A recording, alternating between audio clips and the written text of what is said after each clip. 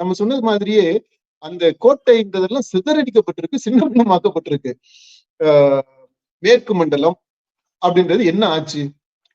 அப்புறம் இந்த இவங்களுடைய கொங்கு மண்டலம் என்ன ஆச்சு? வடக்கு மண்டலம் என்ன ஆச்சு? டெல்டா, டெல்டா, தெற்கு எல்லாம் சென்னை பாருங்களேன். சென்னை தான் சிறந்த உதாரணம்.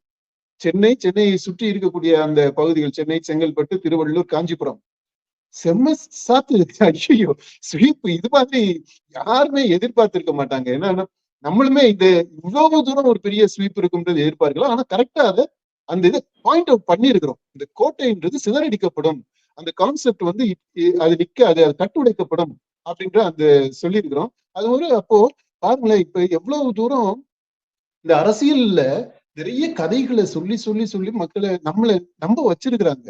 இதெல்லாம் இந்த மெயினா இந்த மெயின் ஸ்ட்ரீம் மீடியாவை தாண்டி இந்த டிஜிட்டல் மீடியா ஒரு அல்டர்னேட்டிவ் மீடியாவா, ரியல் மாஸ் மீடியாவா, மக்களுக்கான ஜனரஞ்சக ஊடகமா இந்த டிஜிட்டல் மீடியா வந்ததுனாலதான் இது எல்லாத்தையுமே இப்ப நம்ம கண்கூட பார்க்க முடியுது.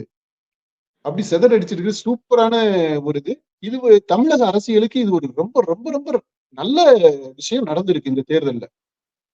அது இதுக்கு முன்னாடி அப்படிதான் இருந்திருக்கும். நம்மள அப்படி எளிதா நம்ப வச்சுக்கிட்டு இருந்தாங்க.